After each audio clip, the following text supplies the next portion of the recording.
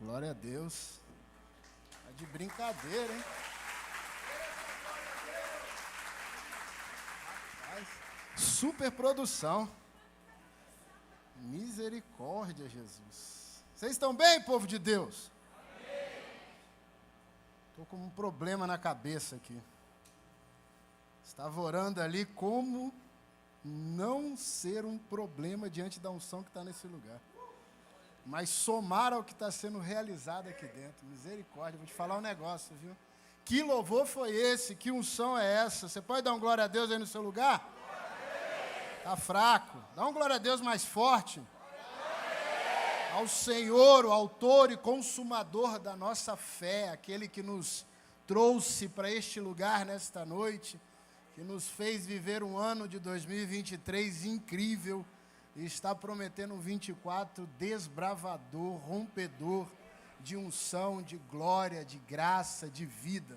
Quantos creem aqui comigo aqui nessa noite sobre isso? Gente, é um prazer estar aqui nesse lugar. Toda vez que eu venho para esse lugar, me dá um reabastecer na minha fé, na minha convicção, naquilo que eu vivo, em quem eu sou em Deus. Vocês são incríveis. E não é porque eu amo esse lugar, não, e nem porque o Rafa e o Serjão, meu pastor, estão olhando para mim, é porque esse lugar carrega algo sobrenatural. Eu fico vendo vocês, cara, a alegria que vocês servem neste altar, e eu me pergunto, e gera no meu coração a pergunta, como não ser contagiado sobre isso? Olha para a pessoa do teu lado e pergunta para ele, você já foi contagiado pela unção deste lugar? Porque se você não foi aonde você estava, glória a Deus. Gente, o que dizer quando a unção está no lugar, a verdade já está manifesta aqui dentro? Eu orei muito, pensei, e Deus trouxe uma palavra ao meu coração. Algo que tem sido o impulsionador da minha vida nos últimos tempos. Deus tem falado muito ao meu coração, e esses tempos eu estava orando e eu ouvi a voz de Deus falar muito sério sobre a minha vida. E surgiu uma pergunta na minha cabeça, de um tempo para cá. A pergunta que veio para mim foi, Júnior, você está disponível ao trabalho que te foi confiado? Eu respondi, eu estou disponível. E aí veio uma segunda pergunta sobre a minha vida. Se você está disponível, você sabe o que precisa fazer para viver aquilo que te foi confiado como servo, como igreja de Cristo? Quantos aqui estão disponíveis para viver a vontade do Pai na terra? Quantos estão disponíveis a viver a vontade de Deus na terra? Agora, quantos estão disponíveis a pagar o preço para viver a vontade de Deus na terra? Cuidado. Cuidado. Dizer que está disponível para pagar o preço, vai ter que responder quando Ele te chamar. Olha para a pessoa do teu lado e fala assim, você disse que estava disponível a pagar o preço. A minha pergunta para você, pode falar isso, a minha pergunta para você é, e se Ele te chamar agora? Você paga o preço? A gente vive muita coisa, a gente vive muita vontade, a gente tem desejos, tem anseios. Quantos sonhos nós carregamos para o próximo ano? Quantos sonhos nós vivemos neste último ano? Quantos sonhos a gente estabeleceu? Quantos sonhos nós não vivemos? Quantas coisas nós declaramos que seria em 2023? Se você fizesse uma análise desse ano, quantas coisas você prometeu que faria e não fez? Quantas coisas você prometeu que faria e fez? Só que Deus está nos chamando a algo um pouco mais intenso, um pouco mais profundo, um pouco mais desbravador. Deus está nos chamando a entrar numa rota, em um lugar onde os padrões e os princípios de uma igreja que serve vai voltar, ou vai ser, se ainda não foi, vai voltar a ser, se algum dia foi, o norte, a direção da igreja brasileira nesta nação. Só que existem coisas que eu e você precisaremos voltar a viver. E voltar e viver e andar neste lugar requer de nós atitudes que precisamos tomar. Eu queria que você abrisse a Bíblia comigo em Mateus 26. Mateus 26 vai contar ali a parte onde existem várias partes ali.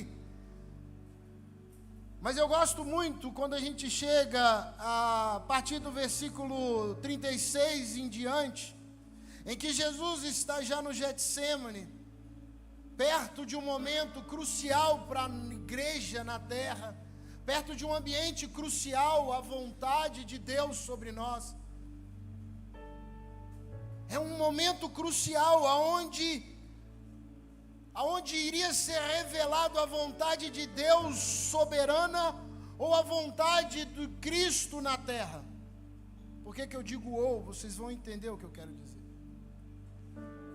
Ali vai ser um momento crucial aonde a alma, a carne e o espírito vão entrar numa guerra, num conflito dentro do ambiente do sobrenatural. Nesse enredo, nessa história que está dizendo aqui, onde Jesus está no Getsêmani, há uma guerra em que a igreja que vive Cristo, ela é constantemente vivida nos dias de hoje. Quando você vai olhar o que está ali, dizendo lá, então Jesus foi com eles a um lugar chamado Getsêmani, e disse aos seus discípulos, assentai-vos aqui, enquanto eu vou ali orar. Levando consigo Pedro e os 2 filhos de Zebedeu, começou a entristecer-se e angustiar-se muito. Fala comigo assim: entristecer e angustiar. Então disse: a minha alma está cheia de tristeza mortal. Ficai aqui e vigiai comigo. Fala, ficai aqui e vigiai comigo. Indo um pouco adiante, prostrou-se com o rosto em terra, orando, dizendo: Pai, meu Pai, se possível, passa de mim este cálice. Todavia, não seja como eu quero, mas como tu queres. Quando voltou, achou seus discípulos dormindo. Fala comigo, dormindo. E perguntou a Pedro: nenhuma hora pudestes vigiar comigo? Vigiai e orai, para que não entreis em tentação. Na verdade, o espírito está pronto, mas a carne é fraca. Fala comigo assim: o espírito pronto e a carne fraca. Olha aí, vocês vão entender o que eu quero levar. Indo pela segunda vez, orou dizendo: meu Pai, se este cálice não pode passar de mim, sem que eu beba, faça a tua vontade. Quando voltou, achou outra vez os discípulos dormindo, porque os seus olhos estavam pesados. Deixou novamente e foi orar pela terceira vez, dizendo as mesmas palavras. Então voltou aos discípulos e lhes disse: ainda dormis e descansai? Olhai, é chegada a hora, e o Filho do Homem será entregue às mãos dos pecadores. Existem coisas e verdades que a igreja precisa estabelecer para convencer no ambiente de uma guerra interna. Jesus está no meio de um ambiente de guerra, num ambiente de confronto, aonde existe uma ação da alma, ação do corpo e ação do espírito. Nós vivemos ansiedades, nós vivemos medos, nós vivemos angústias, mas tudo isso precisa ser subjugado à vontade do Espírito. Não adianta eu como igreja querer fazer e acontecer na terra, eu como igreja querer romper no ambiente terreno, se eu não subjugar todas as minhas emoções e a minha carne à vontade do Espírito.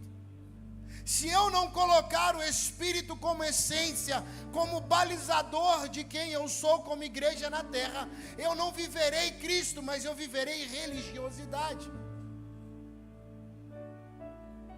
E quando eu olho Jesus nesse enredo desse capítulo 26, a primeira palavra que vem ao meu coração dentro de um ambiente de guerra é que eu preciso ser submisso ao Espírito. Fala comigo, submisso ao Espírito em espírito.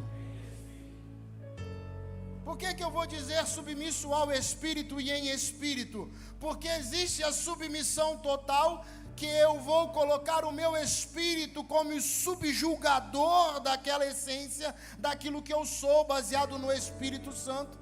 Mas eu posso ser submisso com o coração carregado de ódio, com o coração carregado de amargura, com o coração carregado de rebelião e rebeldia.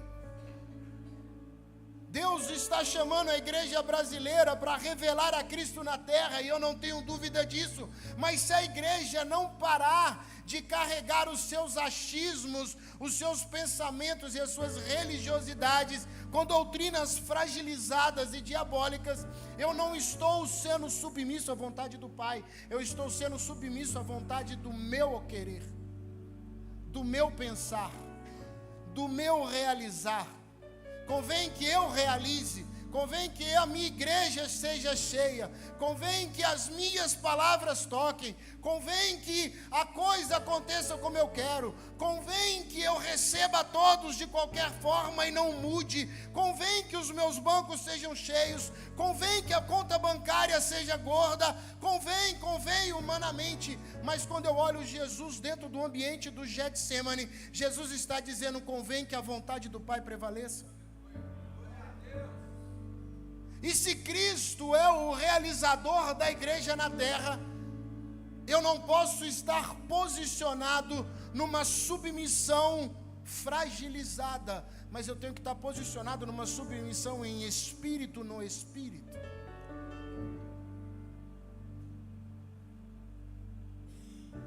Se eu entendo que eu sou com o Espírito Santo, Ele me formou, Ele me realizou, Ele me trabalhou como essência, eu entendo que eu posso viver a vontade soberana do Espírito Santo, independente da circunstância natural. Olha o que está escrito em Gálatas, capítulo 1, versículo 15 e 16. Gálatas 1, 15 e 16. Quando, porém, ao que me separou antes de eu nascer e me chamou pela sua graça, aprove, 16, revelar o seu Filho em mim, para que eu pregasse entre os gentios sem detença, não consultei carne e sangue, 17. Nem subi a Jerusalém para os que já eram apóstolos antes de mim, mas parti para a região da Arábia e voltei outra vez para Damasco. Olha que interessante, Paulo está dizendo com tanta convicção que ele foi chamado bem antes de, volta no versículo 15 para mim. Quando, porém, me separou antes de, fala um pouco mais forte, antes de, a pergunta que gera para mim, aonde estava a submissão de Paulo, quando, por exemplo, ele estava consentindo a morte de Estevão. Se eu tenho convicção que eu fui chamado antes de nascer, aonde está a minha convicção onde eu consenti a morte de Estevão?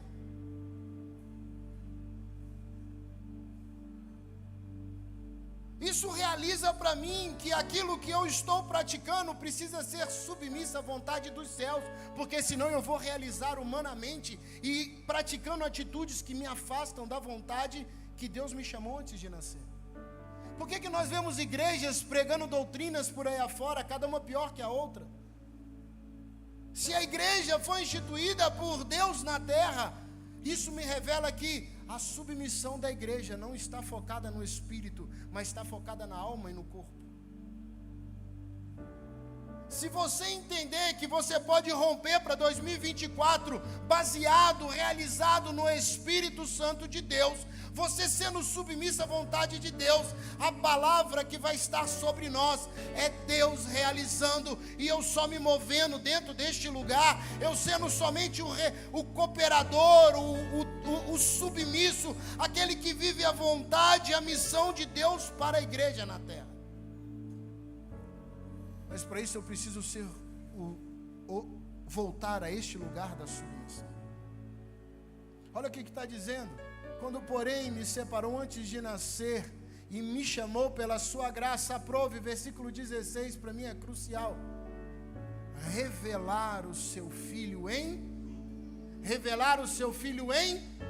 para quê? Para quê? Olha isso.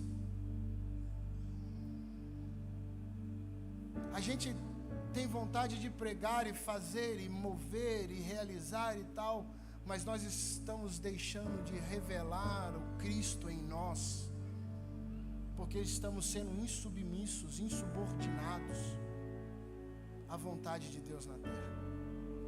Eu prefiro olhar para dentro do que eu carrego, eu prefiro olhar para dentro dos meus achismos, mas quando você volta para aquele Mateus capítulo 26, olha isso, presta atenção, vamos voltar lá.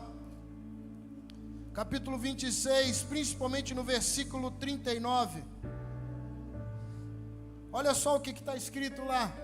Adiantando-se um pouco, prostrou-se sobre o rosto em terra, orando e dizendo: Pai, se possível, passa de mim este cálice, todavia não seja feita como eu quero, seja como tu queres. Submissão requer de nós um preço natural e dentro do ambiente da alma e da carne. Submissão requer um preço que talvez você nunca pagou, mas Deus está chamando você para pagar a partir de agora. Sem mentira, gente, sem hipocrisia e sendo com o coração bem aberto. Você acha mesmo que Jesus estava tranquilão porque iria morrer? Você acha mesmo que Jesus estava de boa? Cruz está ali, mano, tá fácil. Ih, mole. Não vou nem sentir dor. Ih, tá de boa. Só que quando você vai olhar esse enredo, existe algo que está pesando nele. Feche os teus olhos um minuto.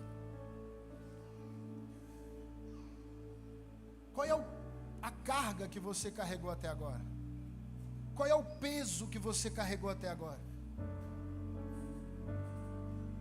Quando você olha para dentro de si, para dentro da sua história, para dentro do ano que passou, qual é a carga que você carregou até agora?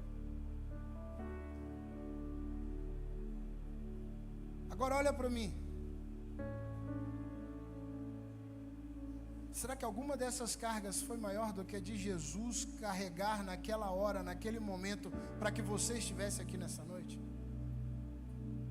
A pergunta é se ele foi capaz de continuar a oração depois da vírgula. É isso que me impacta, porque depois daquela primeira parte, ele tem uma vírgula, e na vírgula ele poderia parar, ele poderia dizer: eu paro aqui, porque eu não vou morrer por esses caras, eu não vou morrer por essas pessoas, olha o que eles estão fazendo. Não, está doendo demais, cara, já está vazando para todo lado o sangue. Imagina na cruz, imagina o sofrimento. Não é só que Jesus sabia sobrenaturalmente o que aconteceria, mas existia uma sentença de cruz, e a sentença de cruz vinha carregado de punições naturais, humanas. Mas ele olhou para todo esse enredo e disse assim: serei submisso à vontade do Pai. Então, faz conforme a tua vontade, faz o teu querer. Faz o teu querer, no teu querer eu vou realizar. Mas existe uma segunda ação. E a segunda ação diz para mim que não basta eu só ser submisso, mas eu preciso ser cooperador do reino de Deus na terra. O que eu mais tenho visto por aí são pessoas que não têm desejo de cooperar. Eles querem ser o realizador da coisa. Quando eu estava ali ouvindo vocês ministrar, cara, eu falava assim, Deus, que eu não quero realizar nada, eu só quero cooperar com a unção que está neste lugar. Eu não quero realizar nada, eu só quero cooperar com aquilo que já está sendo derramado aqui. A questão é que a gente, pela ânsia, ou pela vontade, ou pelo desejo de tantas coisas, nós estamos deixando o ambiente da cooperação, estamos entrando no ambiente de eu sou o realizador e Deus é o cooperador. Eu realizo na terra, eu realizo milagres, eu realizo cura, eu realizo e Deus só coopera. Coopera com unção, coopera com a palavra, coopera com o movimento, ou coopera com isso, sendo que Deus está dizendo que a coisa é oposta, é o contrário. Eu sou cooperador da unção que está sobre mim como igreja, eu sou cooperador dos milagres que Deus vai derramar na igreja através da minha vida, eu sou cooperador do resgate para aqueles que estão perdidos lá fora, porque não sou eu que realizo, mas é Deus realizando através da minha cooperação como igreja.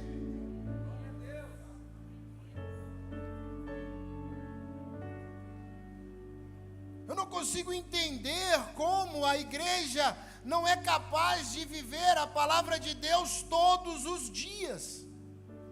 Eu não consigo entender como nós, como igreja, como cristão, vou dizer nós, para que ninguém se sinta ofendido, mas a minha questão é como nós, como igreja, não realizamos em cooperação. Por quê? Porque nós não estamos vivendo mais o Deus como centro de todas as coisas.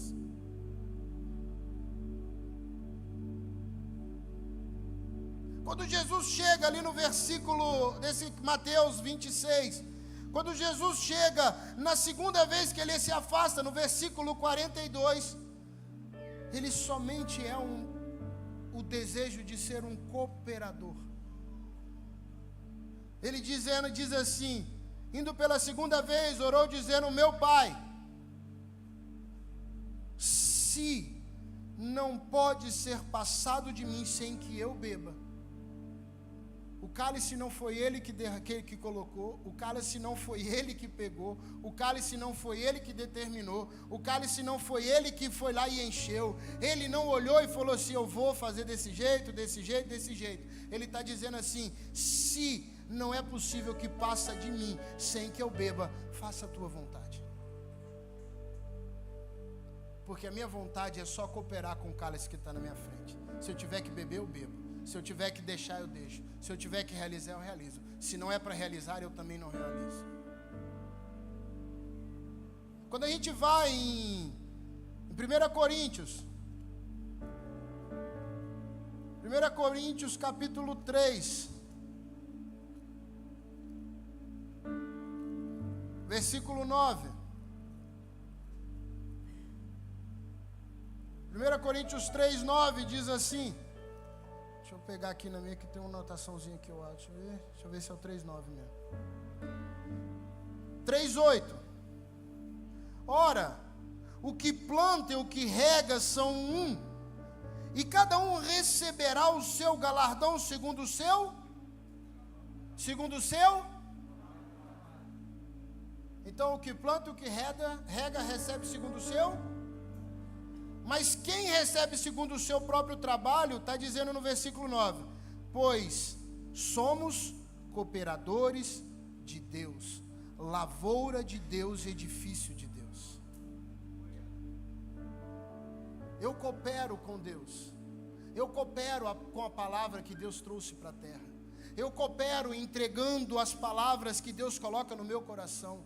Eu coopero orando, eu coopero jejuando, eu coopero intercedendo, eu coopero fazendo tudo isso. Mas eu não sou realizador dos milagres, eu não sou realizador das transformações, eu sou cooperador. Deus derrama sobre a igreja e a igreja viva a revela para o mundo. É o que está dizendo na sequência do versículo 9, somos lavoura, ou seja, há uma plantação dentro de nós, há uma realidade dentro de nós que precisa ser exposta para fora, precisa ser colocada para fora. Há algo dentro de nós que Deus tem plantado, que Deus tem realizado, que eu só vou cooperar revelando para o mundo, mas eu tenho que parar de revelar aquilo que eu sou, os nossos achismos. 2024 nós vamos romper, e eu tenho convicção do que eu estou dizendo. 2024 será o ano da igreja nessa terra, nessa nação. Ainda que o mundo diga que não, ainda que perseguições cheguem, Deus vai fazer a igreja romper. Mas a igreja tem que ser cooperadora e não realizadora na terra.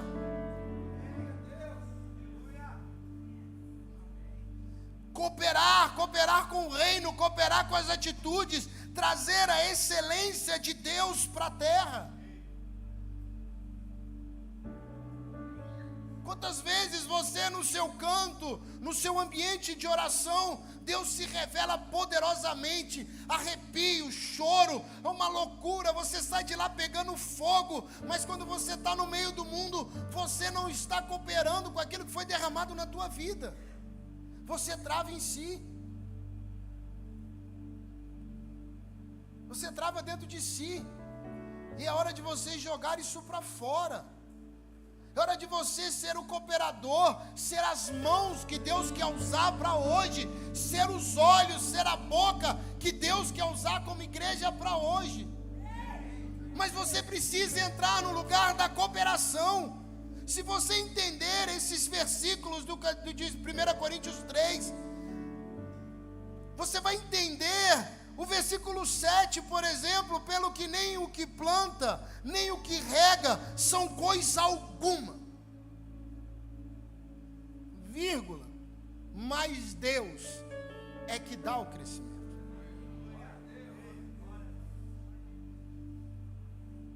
Sabe o que isso fala para mim? Que eu não preciso ter uma aparência, não preciso ter um rosto reconhecido, mas eu preciso ter a aparência e o rosto de Cristo sendo revelado na terra. Se você entende que você é cooperador, você não vai levantar e se sentir cheio, porque uma voz te inflou, porque uma voz te elogiou, porque uma voz está te levantando, ou não vai se sentir humilhado, porque uma voz está te acusando, porque uma voz está te julgando, porque você vai entender, cara, eu não tenho nada, eu não sou nada, eu só sou cooperador, e como cooperador, é Deus que faz o crescimento e a realização. Mas é difícil aguentar as pancadas. Olha o que acontece, Jesus está lá, cara. Jesus está dizendo, já que eu tenho que beber, eu vou beber. Mas os amigos, os parceiros, aquele que estava em volta dele, estavam dormindo.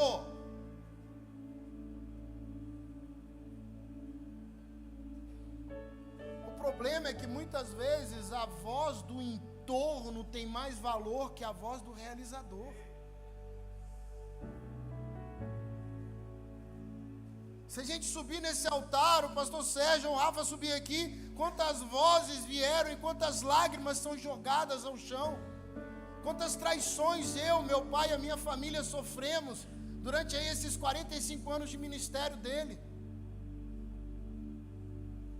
Homens que nós colocamos dentro de casa para ajudar, para apoiar, enquanto nós estávamos apoiando, eles estavam falando e declarando palavras de maldição sobre nós. Só que isso não pode ser um impedimento, porque eu sou cooperador, eu não sou realizador. Naturalmente vão falar, sobrenaturalmente existe um Deus que está dizendo aqui, é eu quem faço crescer aquilo que vocês cooperam, é eu que realizo aquilo que vocês cooperam na terra, eu que levanto, eu que realizo. Cara, se você não plantar, se você não mover, Deus levanta outro para o teu lugar, porque o propósito vai realizar.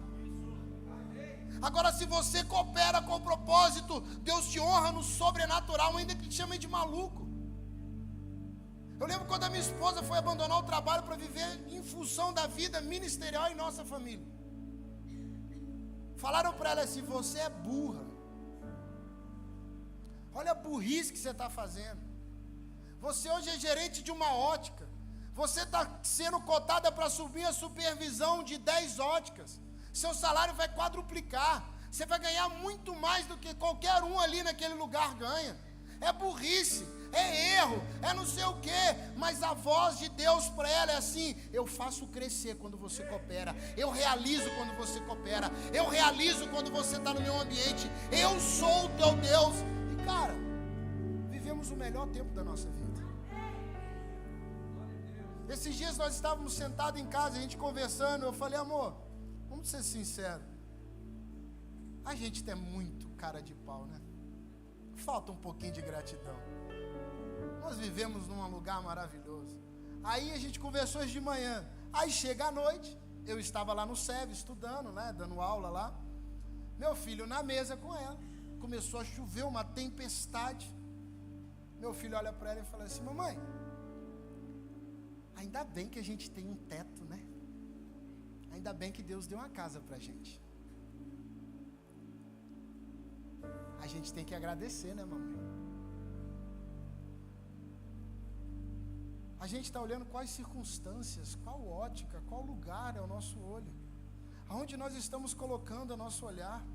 A gente está criticando aquilo que a gente julga necessitar, e Deus está dizendo assim: mas eu estou derramando sobre vós a minha graça, eu estou derramando sobre vós o meu desejo, eu estou derramando sobre vós o meu poder, eu estou rompendo sobre vós o meu espírito, e vocês estão prontos a cooperar.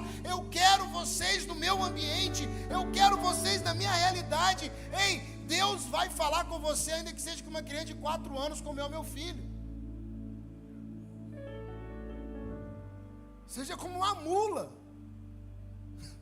mas Ele vai falar, para que você entenda que você precisa sair desse lugar de eu quero realizar, para esse lugar de eu vou cooperar. E se eu cooperar, meu irmão, as bênçãos vão jorrar, a unção vai derramar, eu serei abençoado, porque a minha ótica entra para o ambiente do sobrenatural.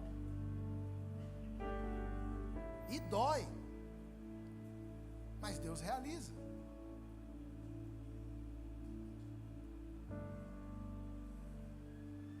Outro ponto que falta para nós como igreja voltar a viver é fidelidade.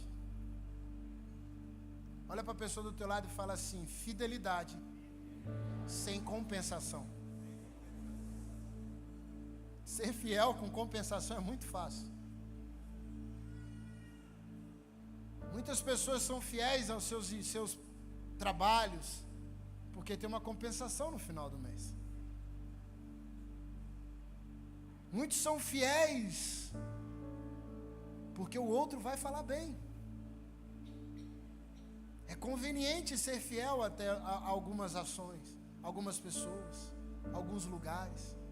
Só que Deus está chamando a gente a ser fiel sem que haja compensação.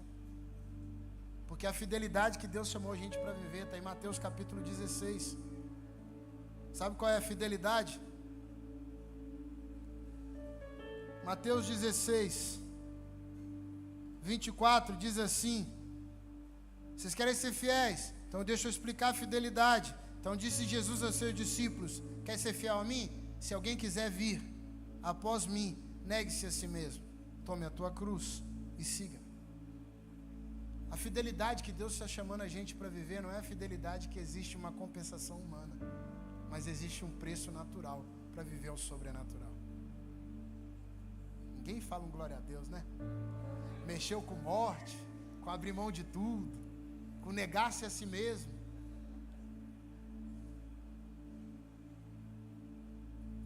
Não adianta eu querer ser fiel ao Rafa, não adianta eu querer ser fiel ao meu pai, só porque eles vão me dar alguma coisa em troca.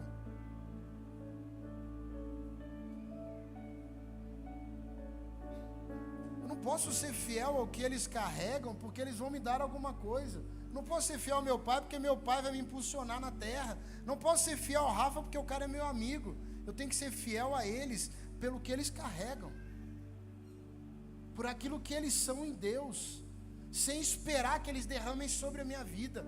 Porque se eu não espero nada, é Deus que faz essa amizade, essa troca se tornar real. Sabe por quê? Porque quando eu espero dele como homem, quando ele falhar comigo, eu me decepciono e eu jogo a culpa para Deus. Quantas pessoas já te decepcionaram? Quantas pessoas já te feriram na terra? pergunta é: quantas vezes você perdoou essas pessoas? Quantos laços de amizade foram restaurados? Ah, mas não quero ser mais amigo, tudo bem, mas há laços de comunhão, laços de convivência. Sabe por que não é restaurado? Porque a fidelidade não estava no ambiente do sobrenatural, está no ambiente natural. Se Jesus fosse viver esse lugar de fidelidade natural, ele nem olharia para a minha cara. Porque um dia eu olhei para Jesus num tempo de crise minha e falei assim: Jesus, eu até te sigo, mas eu não quero nem saber de ministério. Falei, não vou viver esse negócio, isso é a maior burrice que o ser humano faz. Foi uma oração que eu fiz para Jesus.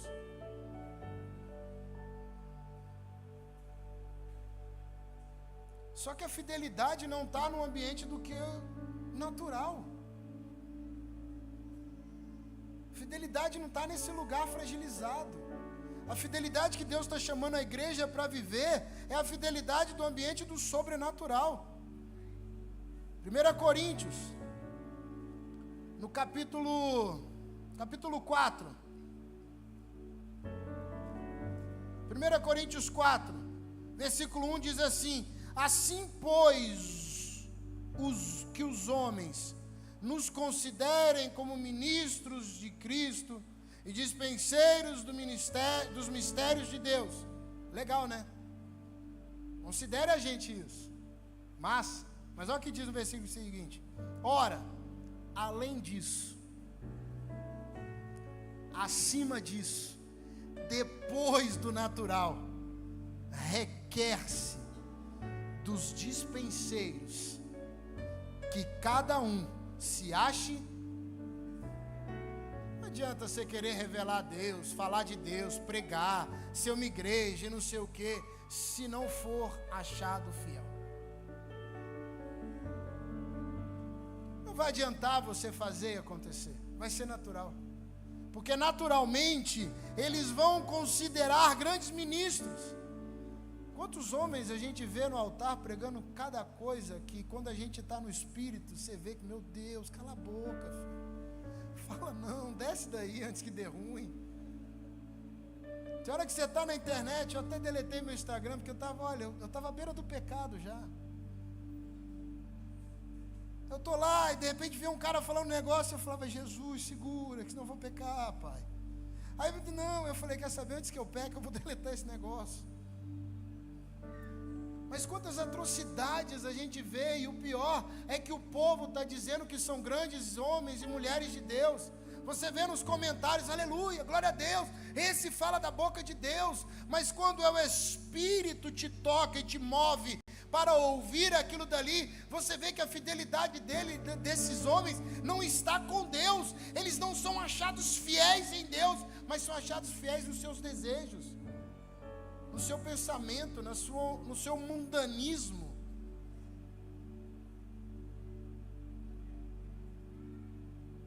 E Deus está nos falando ao contrário. Não adianta, o mundo vai te encher de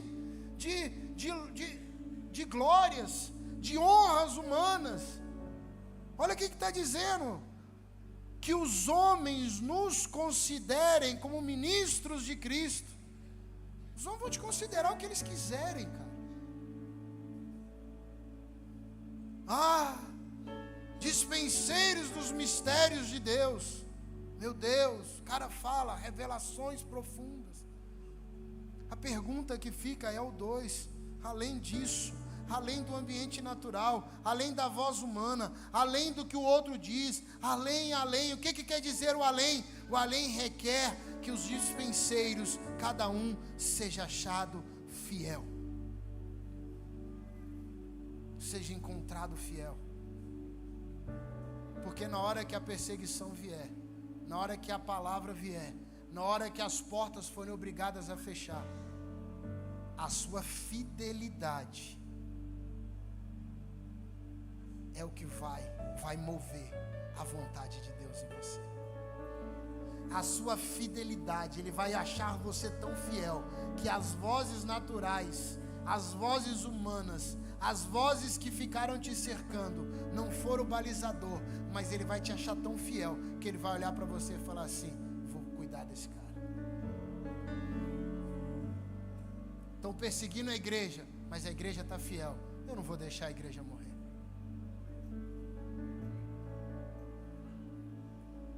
Mas precisa ser achado fiel. Convém que sejamos achados fiéis. Convém que sejamos encontrados fiéis. Ou nós estaremos revelando o quê? Porque a fidelidade quer seguir? Negue-se. Quer viver comigo? Negue-se. Morra.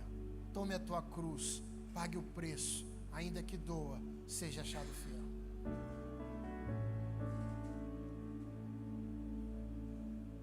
Qual igreja você deseja como realidade para 2024? Qual igreja que você quer ser em 2024? A igreja das aparências? Da aparência de santidade? Da aparência da perfeição? Ou a igreja baseada no Espírito Santo de Deus, que é submissa, que é cooperadora, que é achada fiel? E o último ponto que eu quero falar: a igreja precisa voltar a viver uma fé conservada.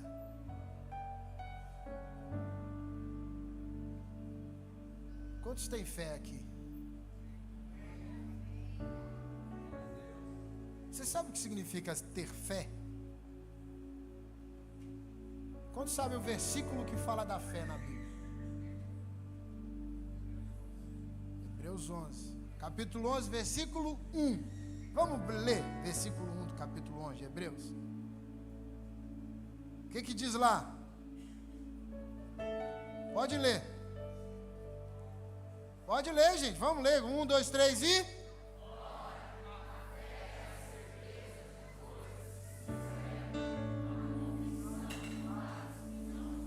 Olha que legal, né? A fé é a certeza das coisas que se esperam e a convicção dos fatos que não. Eu acho muito interessante esse versículo. Eu acho muito interessante porque olha só, ele trabalha dois aspectos. Fala assim: certeza. Vamos lá, certeza e convicção. A certeza das coisas que nós esperamos. O que você espera? Quais são as suas expectativas para o próximo ano? Quais são os seus sonhos para o próximo ano? Existem coisas que nós esperamos acontecer. Existem coisas que nós ansiamos que aconteça. Existem realidades que nós estamos ali batendo dentro de nós. Meu Deus, isso vai acontecer. Tá para acontecer, vai acontecer. Então é uma certeza daquilo que eu já espero. Ou seja, a fé é um passo de certeza dentro do lugar que eu já espero que se realize. Ainda que eu não vi, mas eu espero. Mas existe uma realidade que mexe muito nesse lugar. E eu queria falar sobre esse segundo aspecto, esse segundo ponto do versículo, que é a convicção dos fatos que não. A pergunta para mim e para você: olha para a pessoa do teu lado e fala assim: como é ter convicção de um fato que eu não conheço? Sendo que fato é algo que já foi feito, realizado, testado e aprovado. Como que eu vou ter convicção de algo que eu nunca vi? Que eu não realizei? Que eu nunca vi? Que eu não vi nem aprovação? Que eu não vi nem testificado? Porque o que significa fato? É algo que não existe dúvida mais. O fato tem até assim: contra fatos não há argumento, certo? Porque o fato, ele é algo que já foi testado, ele já foi colocado à prova tantas vezes a ponto de não existir mais como ser questionado o fato. A pergunta é: como que eu vou ter convicção em algo que eu não fui testado e aprovado? O ambiente do sobrenatural é o lugar. A fé vai trazer do ambiente do sobrenatural aquilo que já foi realizado, já foi testado, já foi aprovado por Deus, já é uma realidade em Deus, já é uma realidade no Espírito Santo. Ele só vai trazer para o natural, para que a gente possa viver. Você não entendeu, gente. Se você entendesse, talvez você falaria um pouco mais forte. Eu estou dizendo para nós nessa noite que 2024 não chegou, mas é um fato que Deus está no controle e realizando os milagres para nós. 2024 é um fato em Deus que eu não conheço, mas eu estou convicto que eu viverei. Eu não vi 2024, eu não sei o que vai acontecer. Cara, tem muitas coisas para realizar, mas sabe o que Deus está dizendo para mim e para você? A convicção não está no que você vê, mas está no fato que está em mim. A convicção está no fato que move em mim. A convicção está no fato de que eu sou o realizador. Tá, mas onde você pode dizer isso? Por exemplo, Abrão. Quando você vai olhar a vida de Abrão, o que acontece antes de ser Abraão? Abrão estava lá na sua terra, tudo sobre o domínio, tudo sobre o movimento, ele governava tudo, riqueza, família, tudo. Deus fala com ele, para ele assim: pega o que você tem, ou seja, você e a tua casa, nada mais, e vai para uma terra que ainda te mostrarei. É um fato que está em Deus, mas Abrão não sabia o que era. O problema é que a gente precisa ver. Abrão pegou tudo e foi.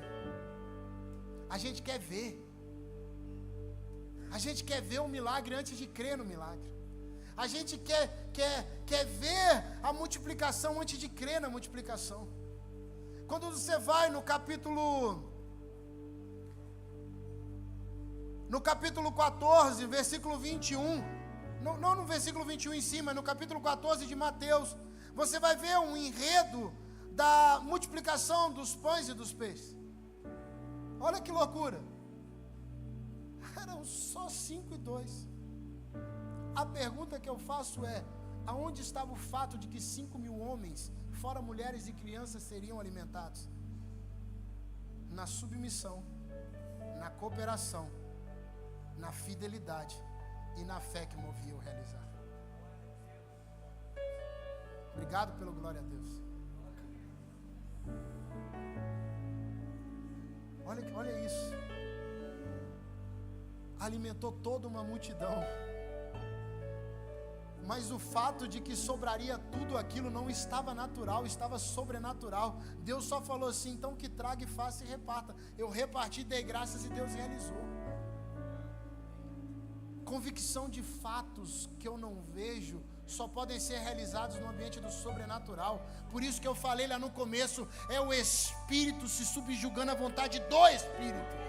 É o meu espírito humilhando, subjugando a minha carne, a minha alma, as minhas emoções, as minhas dores, e dizendo: é o Espírito de Deus que movimenta daqui para baixo. Eu não vejo, eu não sei, mas existe um fato, e o fato se chama Cristo, o Senhor, autor e consumador de quem eu sou.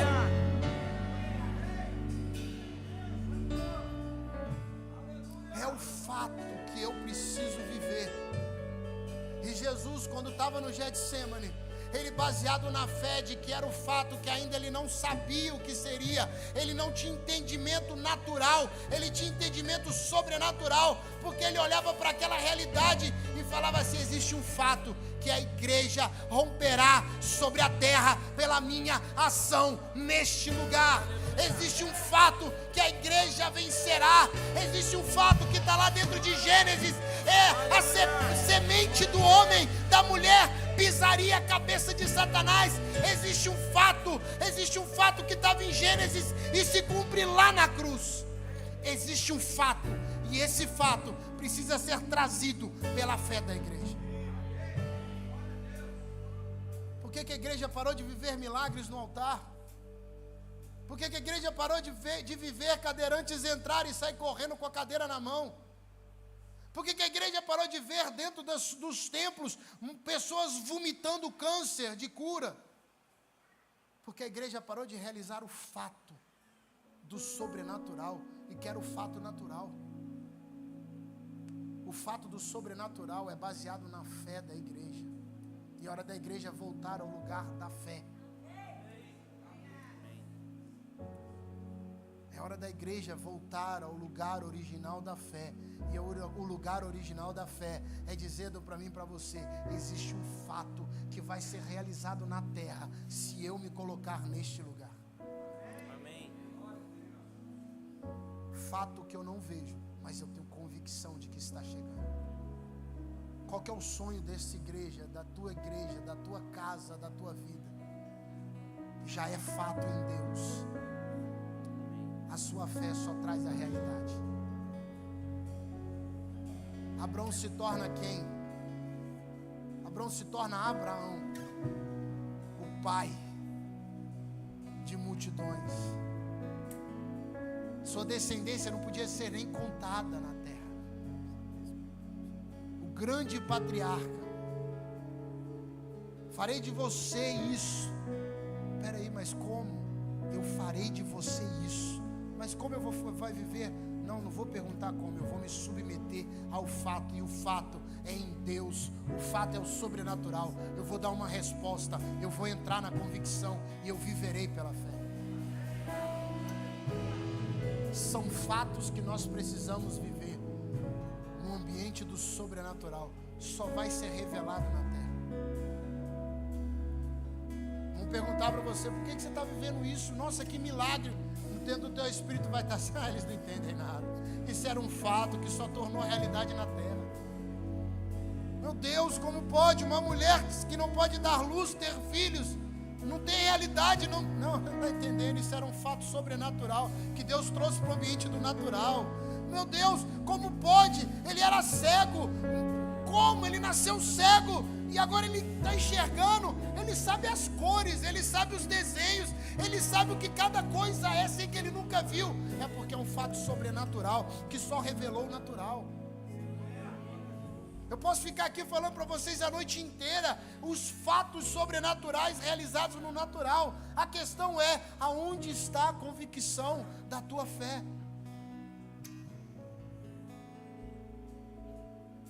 Porque é uma construção.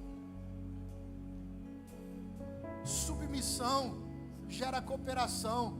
Cooperação é formada no ambiente da fidelidade. E a fidelidade faz a realidade da fé mover na terra o fato do sobrenatural. Eu sou tão fiel a Deus que a minha fé vai mover o sobrenatural. É uma construção.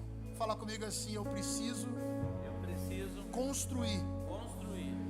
Partindo da fidelidade, chegando na cooperação, e eu serei encontrado em fidelidade, e a minha fé moverá o fato do sobrenatural no natural. Se coloca de pé. Aleluia.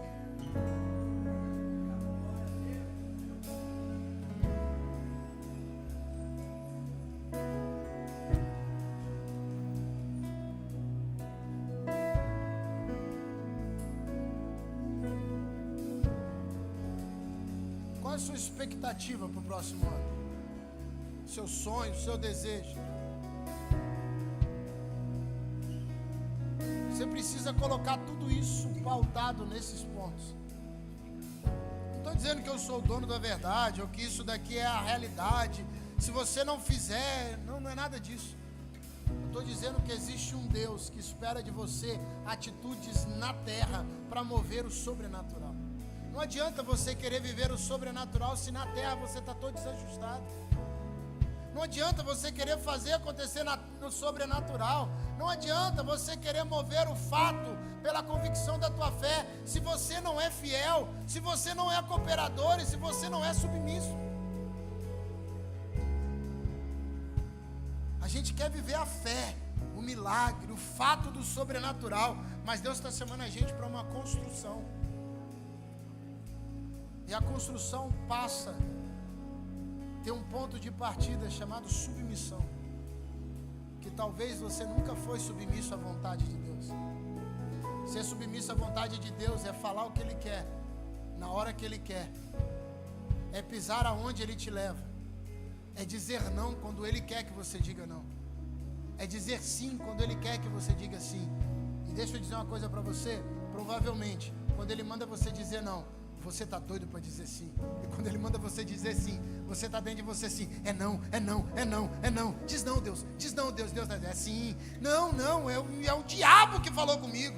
Deus vai dizer sim.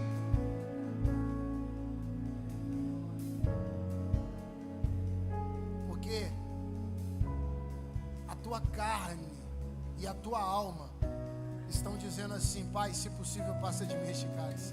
E o teu espírito está dizendo assim, contudo seja feita a tua vontade. A tua alma e a tua carne está dizendo assim, mas eu não queria beber. Será que eu tenho que beber? E teu espírito está dizendo assim, eu beberei. Se não tem como passar de mim, eu vou beber. Se não tem como outro fazer, eu farei. Aleluia. Feche teus olhos.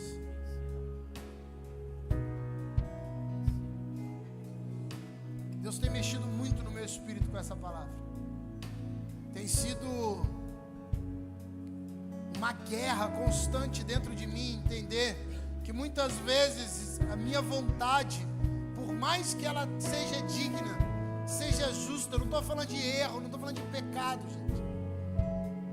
Por mais que seja justa, por mais que seja genuína, ela ainda assim não pode se sobrepor ao Espírito que está sobre a minha vida.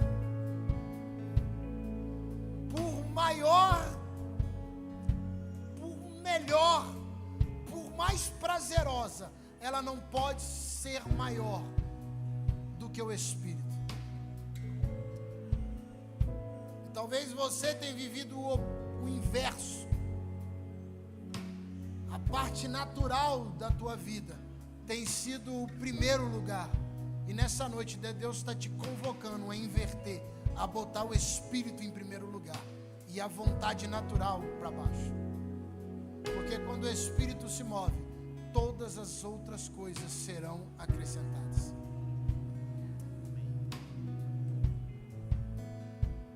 Quando o Espírito está na nossa vida e Ele é o centro, Ele é o primeiro lugar. Mateus capítulo 6, versículo 33, no original, lá no grego, vai dizer assim: portanto, antes de tudo, buscai o reino de Deus e a predominância da tua vontade. A nossa palavra diz: buscar em primeiro lugar o reino de Deus e a sua justiça. Mas o grego está dizendo a predominância da vontade, a vontade da justiça, a vontade da palavra, a vontade da graça, a vontade do amor, a vontade da vida, a vontade predominante, a vontade que vai além, a vontade, a predominância da vontade, e todas as outras coisas, ali diz, serão acrescentadas. No grego diz assim, eu gosto muito da palavra do grego, ela diz assim: e todas as outras coisas te seguirão. Acrescentar é você pegar, te seguir é ser referência. Se a igreja entendesse que a vontade predominante de Deus é o balizador, tem que ser a nossa busca constante, todas as outras coisas nos seguirão aonde estivermos e aonde pisarmos como igreja. Aleluia. Se você entender que se você busca Deus em primeiro lugar, entra neste lugar de uma igreja relevante, de uma igreja que é subordinada à vontade de Deus, que é submissa à vontade de Deus, que vive cooperadora e não realizadora. Se é uma igreja achada fiel e tem a fé como impulsionador, como propulsão, essa igreja vai viver a vontade de Deus, a predominante vontade, e todas as outras coisas só vão seguir. Te seguirão aonde você for, te seguirão aonde você pisar, te seguirão aonde você estiver. Não é só a justiça, mas é toda a vontade dele. É a vontade que está em Deus. É a vontade de Gênesis 1 e Gênesis 2. É a vontade de Deus. Qual é a vontade de Deus para a tua vida? Essa é a vontade do Pai. Se é a vontade de Deus, todas as coisas te seguirão. Senhor Jesus, eu não sei nem o que dizer diante da tua presença. Existem momentos que o Senhor nos confronta, mexe com a gente, tira a gente de uma zona de conforto e nos coloca num lugar de intensa guerra com nós mesmos.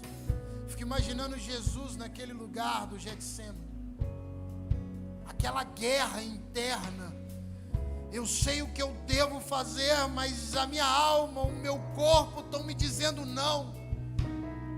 Eu sei o que eu vou fazer, mas a minha alma e o meu corpo estão dizendo, já está pesado. Mas eu quero viver a tua vontade, seja qual ela for para a minha vida. E qual for o preço que tivermos que pagar como igreja. Se tivermos que morrer como igreja por este mundo, morreremos como tu morreu, Jesus. Se tiver que abrir mão de tudo que temos, nós vamos abrir mão, Senhor. Se tiver que doer, que doa. Se tiver que arrebentar, que seja arrebentado em nós, mas que vivemos viver a vontade central da tua glória. Pai, eu declaro, Senhor, que nesse dias, abrindo esse tempo, abrindo esse congresso, na expectativa de um 2024, eu quero declarar, Senhor, que 2024 nós entraremos neste lugar de uma igreja que vive a vontade de Deus, neste lugar de uma igreja que está baseado nos princípios para viver a vontade de Deus. Coloca a mão sobre o teu coração, fala comigo assim: eu quero mais do que isso, eu declaro que eu vou viver no centro da vontade de Deus. Ainda que eu precise abrir mão de quem eu sou, da minha natureza, dos meus achismos, das minhas dores, dos meus traumas guardados. Ainda que eu precise entrar no oculto, no canto mais escondido, eu vou entrar. E eu declaro que eu botarei, eu vou jogar, eu vou tirar de dentro de mim, para que o Espírito, para que o meu Espírito, no Espírito, viva a vontade de Deus. Amém?